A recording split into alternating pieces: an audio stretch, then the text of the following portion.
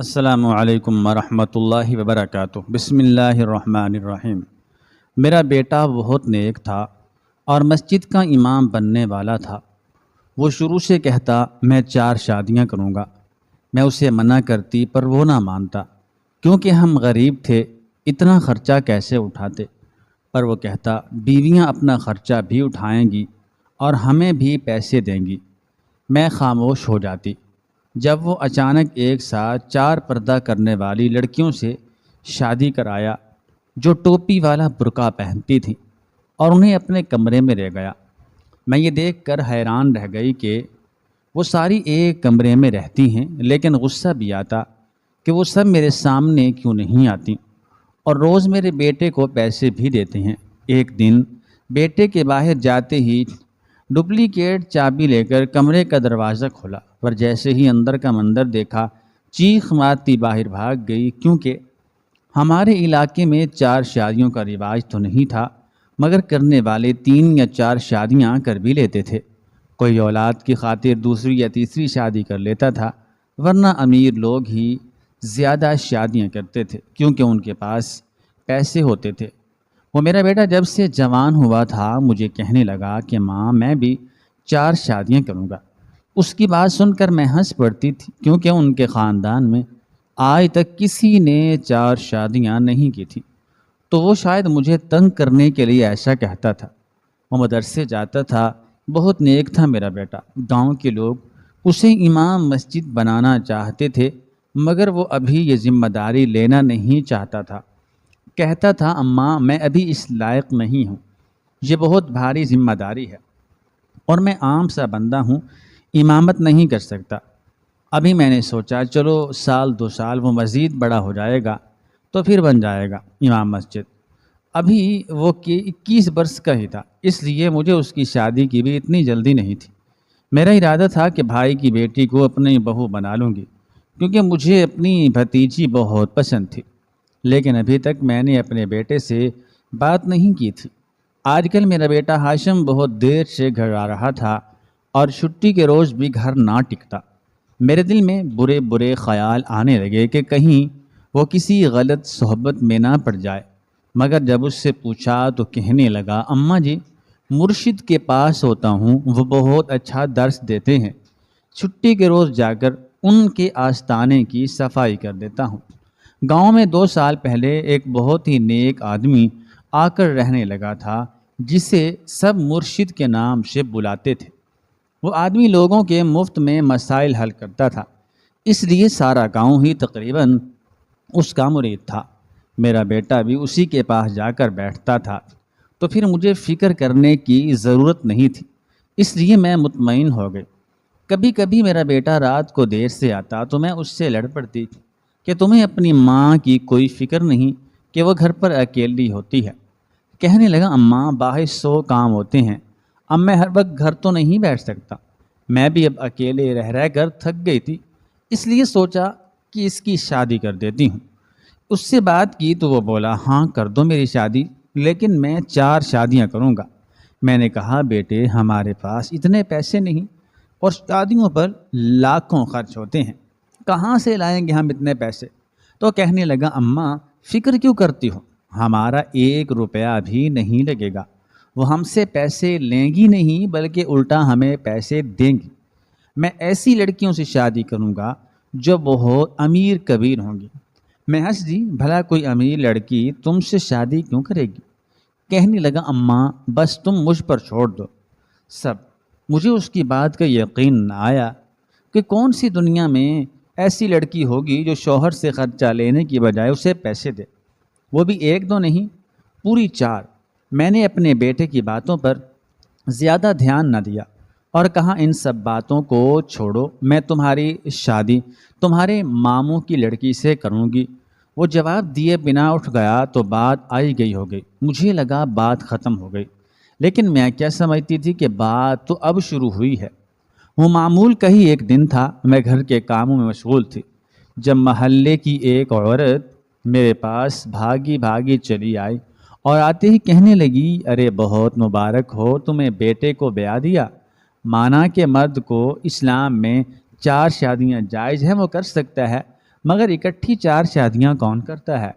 ہمسائی کی بات سن کر میرے سر پر قیامت ٹوٹ پڑی۔ میں سارے کام وہیں چھوڑ کر کھڑی ہو گئی اور پوچھا، کیا کہنا چاہ رہی ہو مجھے؟ تمہاری بات کی سمجھ نہیں آئی۔ کس نے کی 4 شادیاں؟ وہ عورت کہنے لگی، اس میں نہ سمجھی والی کون سی بات ہے؟ تمہارا بیٹا 4 بہویں لا رہا ہے گھر میں، اور تم ایسے ظاہر کر رہی ہو جیسے تمہیں معلوم نہ ہو۔ کچھ ویسے تمہارے پاس تو کھانے تک کے پیسے نہیں ہوتے تھے، پھر اتنے کنبے کو کیسے پالو گے؟ میں نے جواب نہیں دیا تو ہمسائی خود ہی بول بول کر چلی گئی۔ اس کی زبانی مجھے معلوم ہوا کہ میرا بیٹا 4 شادیاں کر چکا ہے، اور گاؤں بھر میں یہ بات مشہور ہو چکی تھی۔ ابھی وہ تھوڑی ہی دیر میں گھر آنے والا تھا۔ یہ سب میرے لیے چونکا دینے والی خبر تھی۔ میرا بیٹا اکثر مجھے کہتا تو رہتا تھا کہ ماں میں 4 شادیاں کروں گا، مگر مجھے لگتا تھا کہ وہ مذاق کرتا ہوگا، کیونکہ ہمارے گھر میں 2 وقت کی روٹی بڑی مشکلوں سے پوری ہوتی تھی۔ اس کی 4 بیویوں کو میں کہاں سے کھلاتی پلاتی؟ میں ادھر سے ادھر چکر لگاتے ہوئے سوچنے لگ گئی کہ ہمسائی کیا کہہ گئی ہے۔ میرا نیک اور فرما بردار بیٹا اپنی زندگی کا اتنا بڑا فیصلہ کیسے کر سکتا ہے؟ مجھے بتایا بھی نہیں، اور شادیاں بھی کر لیں، اور شادیاں بھی 4 کر لیں۔ میں انتظار کرنے لگی کہ دیکھوں تو صحیح کون سی لڑکیاں ایسی ہیں جو ایک ساتھ میرے بیٹے سے شادی کرنے پر راضی ہو گئیں۔ میں بہت غصے میں تھی۔ تھوڑی دیر بعد دروازے پر دستک ہوئی اور میرا بیٹا 4 لڑکیوں کے ساتھ گھر کے اندر داخل ہوا۔ چاروں لڑکیوں نے ٹوپی والے برقعے پہن رکھے تھے۔ میں نے پیچھے دیکھا تو پورا گاؤں میرے بیٹے کے پیچھے پیچھے تھا، ایسے جیسے کوئی تماشا لگا ہوا تھا جس کو دیکھنے کے لیے سارے اکٹھے ہوئے تھے۔ میں نے سب کو اونچی آواز سے کہا، تم سب لوگ یہاں کیوں اکٹھے ہوئے ہو؟ جاؤ اپنے اپنے گھروں کو۔ لوگوں کو بھیج کر میں نے دروازہ بند کر دیا اور غصے سے بیٹے کی طرف پلٹی۔ وہ سر جھکائے کھڑا تھا اور اس کے پیچھے لائن میں اس کی 4 بیویاں کھڑی تھیں۔ میں نے کہا، کہاں سے لائے ہو ان کو بیٹا؟ کہنے لگا، یہ میرے مرشد کی بیٹیاں ہیں، انہوں نے حکم دیا تو میں نے ان سے شادی کر لی۔ میں نے کہا، واہ بیٹا، مدرسے میں پڑھتے رہے ہو اور اتنا نہیں پتا کہ بہنوں سے نکاح جائز نہیں؟ کہنے لگا، یہ آپس میں بہنیں نہیں ہیں، مرشد گاؤں کی سب بیٹیوں کو اپنی بیٹیاں کہتے ہیں، انہوں نے شادی کا حکم دیا تو میں ٹال نہیں سکا۔ میں نے کہا، دکھاؤ تو صحیح ان کی شکلیں، میں دیکھوں تو صحیح کہ کون ہیں یہ لڑکیاں، کس کی بیٹیاں ہیں یہ؟ کہنے لگا، اماں یہ بڑی پردہ دار ہیں، یہ کسی کو اپنی شکل وکل نہیں دکھائیں گی سوائے میرے۔ وہ ان 4 کو لے کر ایک کمرے میں چلا گیا۔ حیرت سے منہ کھول کر وہیں کی وہیں کھڑی رہ گئی۔ میری آنکھوں کے سامنے میرا تابع دار بیٹا کیسے نافرمانی کر کے چلا گیا تھا۔ کچھ ہی دیر میں گاؤں کی عورتیں باری باری آ کر میرا دروازہ کھٹکھٹانے لگیں۔ سبھی پوچھنے آنے لگیں کہ یہ کیا ماجرا ہے، کون ہے وہ لڑکیاں، کہاں سے آئیں؟ میں ان کو کیا جواب دیتی؟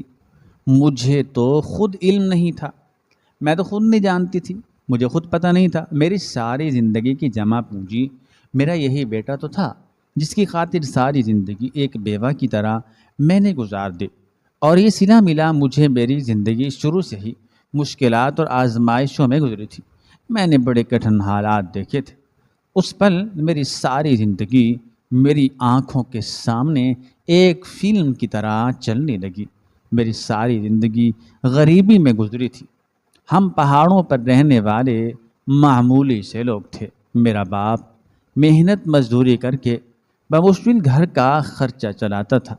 ہر لڑکی کی طرح میری بھی خواہش تھی کہ سفید گھوڑے پر بیٹھ کر کوئی شہزادہ مجھے بیاہنے آئے گا، لیکن ان پہاڑوں پر سب لوگ ہمارے جیسے ہی بستے تھے، اس لیے ہمارے جیسے لوگ ہی رشتہ لاتے۔ میری بڑی بہن کی شادی بھی ایک مزدور سے ہوئی تھی، اور میرے لیے بھی ایسا ہی رشتہ آیا ہوا تھا، لیکن میں نے بڑی ہمت کر کے انکار کر دیا اور اماں کو کہا، میرے لیے کوئی ڈھنگ کا رشتہ دیکھو۔ آخر ایک اچھا رشتہ آیا۔ لڑکا دوسرے گاؤں کا تھا اور کھاتے پیتے گھرانے سے تعلق رکھتا تھا۔ میرے ماں باپ نے ہاں کر دی اور میں بھی خوش ہو گئی کہ چلو اپنے گھر سے تھوڑے مختلف حالات میں رہوں گی۔ میرے میاں کا نام گلزار تھا اور وہ کلرک تھا، شہر میں کسی دفتر میں کام کرتا تھا۔ ان کا گھر بھی پکا تھا، جبکہ میں تو کچے گھر میں رہتی تھی، اس لیے میں شادی کر کے بہت خوش تھی۔ یہ رشتہ کسی رشتے والی نے کروایا تھا، اس لیے ہم ان کے بارے میں بالکل نہیں جانتے تھے۔ میرے شوہر کا مزاج عجیب تھا، وہ شہر میں زیادہ وقت گزارتا تھا۔ مجھے لگتا تھا کہ اس نے اپنی ماں کی وجہ سے مجھ سے شادی کی ہے تاکہ میں اس کی ماں کو سنبھال لوں اور وہ شہر میں رہے۔ وہ مہینے میں صرف ایک دن گھر آتا تھا اور پیسے دے کر چلا جاتا تھا۔ گھر میں ساس کے علاوہ اور کوئی نہیں ہوتا تھا۔ مجھے اپنے شوہر کی حرکتیں بہت مشکوک لگتی تھیں۔ میں ایک بار بغیر بتائے شہر اس کے ٹھکانے پر چلی گئی۔ وہاں جا کر پتہ چلا کہ وہ کسی اور عورت کے چکر میں ہے۔ میں روتی دھوتی گھر آ گئی۔ ساس نے سمجھایا کہ اولاد ہو جائے گی تو تمہارا شوہر ٹھیک ہو جائے گا۔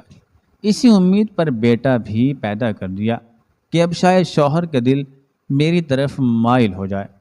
لیکن کچھ عرصے بعد اس نے دوسری شادی کر لی۔ شروع میں تو وہ خط بھجواتا رہا، مگر پھر دوسرے بیوی کے کہنے پر اس نے مجھے طلاق دے دی۔ میری ساس اچھی اور نیک خاتون تھی، اس نے اپنا گھر میرے نام کر دیا تھا۔ اب میرا واحد سہارا میرا بیٹا تھا، جس کو میں گھر گھر کام کر کے پالنے لگی تھی۔ میری خواہش تھی کہ میرا بیٹا بہت اچھا اور نیک انسان ہو۔ ہمارے قبیلے میں طلاق یافتہ عورتوں کو بہت برا سمجھا جاتا تھا۔ میں چاہتی تھی کہ میں اپنے بیٹے کی پرورش ایسی کروں کہ وہ عورتوں کی عزت کرنے والا بنے۔ میرا بیٹا اسکول سے آنے کے بعد مدرسے چلا جاتا تھا۔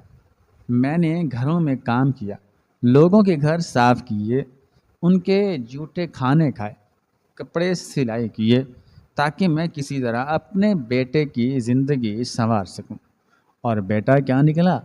اسے معلوم بھی تھا کہ وہ ایک ہی ایک بیٹا ہے میرا۔ میرے کتنے چاہوں ہیں، میری کتنی چاہت ہے اس کی شادی کو لے کر، مگر اس نے میرے احساسات کی ذرا بھی پرواہ نہیں کی اور چپ کر کے شادی کرایا۔ میری عزت کا خیال بھی نہیں کیا۔ میں یہی سب سوچتے سوچتے سو گئی۔ صبح اٹھی تو میرے سر میں درد تھا۔ میں نے چپ چاپ اپنا ناشتہ بنایا اور اپنے کمرے میں آ گئی۔ میرا بیٹا رات بھر کہاں تھا، کس بیوی کے ساتھ تھا، مجھے کچھ علم نہیں تھا۔ صبح میں ایک کمرے سے نکلا اور ہاتھ منہ دھونے لگا۔ میرا دل چاہا اس سے ناشتے کا پوچھوں، مگر پھر میں نے سوچا اب بیویاں لایا ہے تو انہی سے کام کروائے اپنا۔ تھوڑی دیر بعد وہ باہر چلا گیا اور ڈھیر سارا ناشتہ لے آیا اور کمرے میں لے گیا۔ جا کر دروازہ بند کر لیا۔ وہ لڑکیاں بس باتھ روم میں جانے کے لیے کمرے سے باہر نکلتی تھیں، ورنہ سارا دن کمرے میں بند رہتی تھی۔ 2 دن ہو گئے تھے ان کی شکلیں نہیں دیکھی تھی۔ ان کو بھی توفیق نہ ہوئی کہ جا کر ساس کو سلام کر لیں۔ دوپہر کو میری سہیلی آئی، آتے ہی افسوس کرنے لگی، پوچھنے لگی کیا تیری بہویں بہت حسین ہیں؟ میں نے ٹھنڈی سانس لیتے ہوئے کہا مجھ سے کیا پوچھتی ہو، میں نے تو ان کی شکلیں تک نہیں دیکھی ہیں۔ کہنے لگی یہ کیا بات ہوئی، تم ساس ہو اور تم دب کر کیسے رہ سکتی ہو؟ ویسے 4 شادیاں ایک ساتھ کرنے کی کیا ضرورت تھی تمہارے بیٹے کو؟ میں نے بھی پچھلے 2 دن میں لاتعداد بار اپنے بیٹے سے یہ سوال پوچھ لیا تھا کہ کون ہیں، کہاں سے لے کر آئے ہو، کس خاندان کی ہیں، ایک ساتھ شادی پر راضی کیسی ہوگی، وغیرہ وغیرہ۔ مگر میرے سارے سوالوں کے جواب میں میرا بیٹا خاموش رہا تھا، کچھ بتایا ہی نہیں۔ میرا بیٹا سارا دن گھر سے باہر ہوتا اور وہ چاروں ایک ہی کمرے میں بند۔ میں تیسرے دن میں تنگ آ کر میں نے بیٹے سے کہہ ہی دیا کہ میں اکیلی گھر کے کام کرتی رہتی ہوں، تم اپنی بیویوں کو کس لیے رہے ہو؟ کہنے لگا اماں وہ اس کمرے سے باہر ہرگز نہیں نکلیں گی، ہاں اگر تم کو گھر کے کاموں کا مسئلہ ہے تو میں نوکرانی لگوا دوں گا۔ میں نے شک سے پوچھا تیرے پاس اتنے پیسے کہاں سے آئیں گے؟ کہنے لگا میری بیویاں دیں گی، اتنے دنوں سے جو باہر سے کھانے اور ناشتے لا رہا ہوں انہی کے پیسوں سے ہیں۔ اگلے ہی دن نوکرانی آ گئی جس کو میرے بیٹے نے ایڈوانس تنخواہ دی۔ مجھے یہ سب بہت عجیب لگ رہا تھا، مانا وہ لڑکیاں پردہ دار ہوں گی، مگر میرے سامنے آنے میں کیا قباحت تھی۔ اور ٹوپی والا برقع پہن کر کمرے سے باہر آنے کی کیا تک بنتی تھی؟ واش روم بھی جانا ہو تو وہ برقعے میں ہی باہر نکلتی تھی، ایک ساتھ چاروں کمرے سے باہر نکلتی تھی اور ایک ساتھ ہی کمرے میں جاتی تھی، وہ بھی اس وقت جب میں اپنے کمرے میں ہوتی تھی۔ میں نے ان میں سے کسی ایک کی آواز تک نہیں سنی تھی۔ محلے والیوں نے میرے کان کھا لیے تھے، روز مجھے الٹے سیدھے مشورے دیتی کہ یہ کرو وہ کرو، ان کی حقیقت معلوم کرو۔ میرے دل میں بھی ان لڑکیوں کے خلاف شک پیدا ہو چکا تھا، کیونکہ مجھے ان کے رویے بہت مشکوک لگ رہے تھے۔ ایک دن میں نے بیٹے کو کہا کہ مجھے ان چاروں کے چہرے دکھاؤ۔ یہ کیا بات ہوئی کہ ساس سے پردہ کیا ہوا ہے؟ ابھی ان کی شکل دکھاؤ، میں دیکھنا چاہتی ہوں۔ کہنے لگا، اماں بس کچھ دن کی بات ہے، ان کو پردے میں رہنے دو، میں خود تمہیں ان سے ملواؤں گا۔ میں نے کہا میں تو ابھی دیکھوں گی۔ میں نے جا کر دروازے پر دستک دی اور کہا دروازہ کھولو اور سب باہر آؤ، مگر انہوں نے دروازہ نہ کھولا۔ بیٹے نے کہا اماں ابھی یہ دروازہ نہیں کھلے گا، تم ابھی جاؤ یہاں سے، وقت آنے پر سب بتا دوں گا۔ تمہیں نوکرانی کو بھی ان کے کمرے میں جانے کی اجازت نہیں تھی۔ جانے اتنی گرمی میں ایک کمرے میں وہ چاروں کیسے رہ لیتی تھی؟ حد تو یہ تھی کہ سوتنوں کی آپس میں لڑائی یا معمولی سی طرح کلامی ہو جاتی ہے، مگر وہاں سے تو کبھی ہلکی سی آواز بھی باہر نہیں آئی تھی۔ کہیں وہ سب گنگی تھی یا وہ کسی سازش کے تحت اس گھر میں آئی تھی؟ سوچ سوچ کر میرا دماغ پھٹنے والا ہو گیا کہ میں آخر کیسے اس راز تک پہنچوں۔ کوئی راستہ دکھائی نہیں دے رہا تھا۔ رات کو میں چارپائی صحن میں بچھا کر ہی سوئی ہوئی تھی۔ اچانک کسی کے چلنے پھرنے سے میری آنکھ کھل گئی۔ میں نے کسی مرد کو گھر کے اندر والے حصے کی طرف جاتے دیکھا تو شور مچا دیا۔ بیٹا جلدی سے باہر آیا اور معاملہ پوچھ کر کہنے لگا، اماں ہمارے گھر بھلا کس مرد نے آنا ہے؟ میرے سوا وہ میں ہی تھا، ابھی ابھی باہر سے اندر گیا۔ بیٹے کی بات سن کر میں کشمکش پڑ گئی کہ سچ کیا ہے، وہ جو میں نے دیکھا یا وہ جو میرا بیٹا کہہ رہا تھا؟ میرے بیٹے کو پیسے مل رہے تھے اور گھر کا سارا انتظام بہت اچھے سے چل رہا تھا۔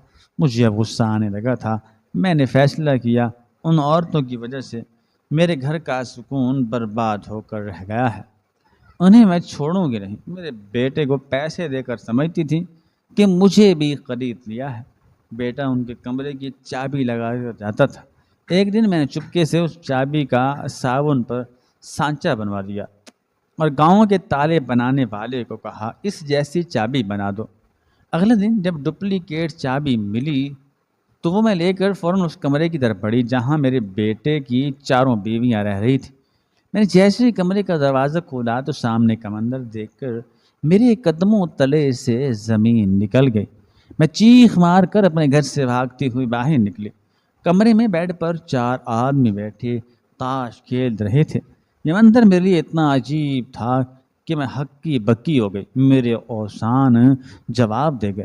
میرے گھر میں 4 عورتوں کی بجائے 4 مرد رہ رہے تھے اور پچھلے 10 دن سے، اور مجھے معلوم ہی نہ ہو سکا کہ میرا بیٹا میری ناک کے نیچے کیا کیا کھیل کھیل رہا ہے۔ اس سے پہلے میں گھر سے بھاگتی ایک آدمی نے جلدی سے آگے بڑھ کر باہر کا دروازہ بند کر دیا۔ کہنے لگا آپ کہیں نہیں جا سکتی جب تک آپ کا بیٹا نہ آ جائے۔ میں نے کہا تم لوگ کون ہو؟ کہنے لگے اماں جی آپ کے بیٹے کو آنے دیجئے، وہی آ کر آپ کو بتا دے گا۔ میں ڈر کے مارے چپ کر کے بیٹھ گئے، خاموش ہو کر بیٹھ گئے۔ تھوڑی دیر بعد میرا بیٹا بھی آ گیا۔ اندر آتے ہی اس کی رنگت فق ہو گئی۔ اس سے پہلے کہ وہ کچھ کہتا میں نے زوردار تھپڑ اس کے منہ پر رسید کیا اور کہا تمہیں حیا اور شرم نہیں آتی اپنی ماں کو دھوکے میں رکھتے ہوئے؟ کون ہیں یہ لوگ؟ کیوں ان کو جھوٹ بول کر گھر میں چھپایا ہوا ہے تم نے؟ کہنے لگا اماں وقت آنے پر بتا دوں گا، یہ سب میرے دوست ہیں اور انتہائی مشکل میں ہیں، ان کو پناہ کی ضرورت ہے۔ تم کو میری قسم ہے ماں کسی کو مت بتانا، میں اپنے مرشد کے سامنے شرمندہ ہو جاؤں گا۔ اماں میں اس وقت تو بیٹے کی خاطر خاموش ہو گئی، لیکن میں اب اس معاملے کی تہ تک جائے بغیر نہیں رہ سکتی تھی۔ وہ سارے لڑکے کمرے میں چلے گئے۔ اور میرا بیٹا بھی ان کے ساتھ ہی چلا گیا۔ اگلے دن بیٹا حسب معمول گھر سے نکلا تو میں بھی کچھ دیر بعد کمرے سے باہر نکل گئی تاکہ اس کا پیچھا کر کے دیکھوں وہ کہاں جاتا ہے، کیونکہ مجھے یہ معمولی بات تو ہرگز نہیں لگ رہی تھی۔ آخر ان لوگوں کو گھر لانے کا کیا مقصد تھا؟ بیٹھے بٹھائے ان لوگوں کے پاس اتنے پیسے کہاں سے آتے تھے؟ میرا بیٹا وہاں سے سیدھا اپنے دوست شفیق کے گھر گیا اور وہاں سے وہ دونوں کچھ بڑے بڑے ڈبے لے کر گاؤں سے باہر چلے گئے۔ اگلے 2 دن یہی چلتا رہا۔ ایک دن میں ان کے جانے کے بعد شفیق کے گھر گئی تو اس کے کمرے سے بھی کچھ مردوں کی آواز سنائی دی، یعنی اس نے بھی کچھ لوگوں کو گھر میں پناہ دے رکھی تھی۔ معاملہ کچھ میری سمجھ میں آ رہا تھا، مگر جب تک میں وہ کارٹن نہ دیکھ لیتی مجھے چین نہیں ملنا تھا۔ میں نے ایک دن پلان بنایا اور برقع پہن کر گاؤں سے شہر جانے والے راستے پر بیٹھ گئی۔ جیسے ہی دور سے بیٹے اور شفیق کو آتے دیکھا تو میں نے اپنے پلان پر عمل کرنے کا انتظار شروع کیا۔ وہ دونوں اسی راستے پر کسی کا انتظار کر رہے تھے۔ 10 منٹ بعد 3 لوگ اور آ گئے۔ اب میری اصل پلان پر کام کرنے کا وقت آ گیا تھا۔ بیٹے کو فون کیا اور کہا جو کھانا میں نے تمہیں دیا ہے وہ بھی کھاؤ۔ وہ حیران ہو کر کہنے لگا ماں کام پر جا کر کھا لوں گا، مگر میں نے اسے کہا کہ صبح سے تم بھوکے ہو، میرے دل کو قرار نہیں ہے، اگر ماں کا حکم نہیں مانو گے تو معاف نہیں کروں گی، کھانا کھا لو گے تو مجھے تسلی ہو جائے گی۔ وہ ہار مان کر کہنے لگا اچھا اماں ٹھیک ہے، میں ابھی کھانا کھا لیتا ہوں۔ وہ فون رکھ کر سب سے کہنے لگا چلو یار پہلے یہیں بیٹھ کر کھانا کھا لیتے ہیں، پھر تم لوگ چلے جانا، کھانا زیادہ دیا ہے آج اماں نے۔ سب لوگ کھانا کھانے لگے اور میں انتظار کرنے لگی۔ آدھے گھنٹے کے بعد سب لوگ بے ہوش ہو گئے، کیونکہ میں نے کھانے میں بے ہوشی کی دوا ملا رکھی تھی۔ ان سب کے بے ہوش ہو جانے کے بعد میں نے ان کے کارٹنز کو کھول کر دیکھا تو میرے ہوش ہو گئے۔ میں نے اسی وقت پولیس کو فون کیا، انہوں نے آتے ہی سب لوگوں کو گرفتار کر لیا۔ میرا بیٹا یقین نہیں کر رہا تھا کہ میں نے سب کو گرفتار کروا دیا، جو لوگ میرے گھر تھے اور جو لوگ شفیق کے گھر تھے، سب لوگوں کو میں نے پولیس کے حوالے کر دیا۔ میں نے بیٹے کو کہا جو تمہیں معلوم ہے سب سچ بتا دو۔ کہنے لگا ماں میں تو بس اپنے مرشد کے حکم کی تعمیل کر رہا ہوں، مجھے کچھ معلوم نہیں۔ انہوں نے مجھے اور شفیق کو کہا کہ ان کے کچھ آدمیوں کو اپنے گھر پناہ دے دو۔ 15 دنوں کے لیے ہم نے ان کی بات مانی ہے بس، اور ان کارٹنز میں کیا ہے ہمیں کچھ معلوم نہیں۔ مرشد نے کہا تھا کہ اس میں ضرورت مندوں کے لیے استعمال کی چیزیں ہیں جو آگے پہنچانا ثواب کا کام ہے۔ پولیس نے باقیوں سے تفتیش کی تو نہایت تہلکہ خیز انکشافات ہوئے جو کسی کے وہم و گمان میں بھی نہیں تھے۔ پولیس کے مطابق وہ مرشد نامی شخص فرار تھا جس کا کام معصوم اور بھولے بھالے لوگوں کو اپنے جال میں پھنسانا تھا۔ اس علاقے میں اس کو بہت فائدہ ہوا تھا، اس علاقے کے لوگ پڑھے لکھے اور باشعور نہیں تھے، اس لیے اس نے میرے بیٹے جیسے مدرسے پڑھنے والے بچوں کی برین واشنگ کر کے اپنا مرید بنا لیا۔ اس کا کام اصل میں کچھ اور تھا، وہ غیر قانونی کاموں میں ملوث تھا، نشہ آور ادویات کی ملک بھر میں سیل کرتا تھا۔ اس کے کچھ لوگ پولیس کی نظروں میں آ گئے تھے اور جگہ جگہ ان کی تلاش کے لیے چھاپے مارے جا رہے تھے، اس لیے 4-5 لوگوں کو شفیق اپنے گھر لے گیا کیونکہ اس کے گھر کوئی نہیں رہتا تھا، اور میرا بیٹا جھوٹ بول کر ان کو اپنے گھر لے آیا تو وہ شکر ہے مجھے شک ہوا اور میں نے لڑکیوں کے بھیس چھپے ان لڑکوں کی اصلیت کو سامنے لے آئی۔ جب تک اس کے لڑکے مفرور تھے، اسی لیے اس نے میرے بیٹے اور شفیق کو اپنے ساتھ بغیر بتائے شامل کر لیا۔ میرا بیٹا تو معصوم تھا ہی، اس لیے اس نے آنکھیں بند کر کے وہی کیا جو وہ مرشد کہتا تھا، لیکن میں ان لڑکوں کو دیکھ کر کھٹک چکی تھی کیونکہ ایسے کیوں ان کو پناہ کی ضرورت پڑ گئی۔ کچھ تو تھا جو میرا بیٹا اگر سوچنے کی زحمت کر لیتا تو آج اس حال کو نہ پہنچتا۔ پولیس نے چھاپا مار کر اس کو مرشد کو بھی گرفتار کر لیا اور اس کے چیلوں کو بھی، جو ایک منظم گروہ کی شکل میں کام کر رہے تھے۔ میرا بیٹا اگرچہ معصوم تھا، وہ اپنی بے خبری اور لا علمی کے باعث اس سم میں پھنسا تھا، مگر پھر بھی اس کو 1 سال کی سزا ہو گئی۔ میں بہت خوش تھی کہ میرا بیٹا لمبی سزا سے بچ گیا اور بہت جلد سچائی سامنے آ گئی، ورنہ شاید وہ اس دلدل میں ایسا دھنستا کہ باہر نکلنے کا موقع ہی نہ ملتا۔ ہم لوگوں کو چاہیے کہ اپنے جوان بچوں پر کڑی نظر رکھیں تاکہ معلوم ہو کہ ان کی صحبت کیسی ہے، وہ کن لوگوں کے ساتھ اٹھ بیٹھ رہے ہیں۔ اگر ہم ایسا کریں گے تو نقصان سے بچائیں گے۔ ناظرین، مزید اس طرح کی سبق آموز کہانیاں سننے کے لیے ہمارے چینل کو سبسکرائب کریں۔ شکریہ۔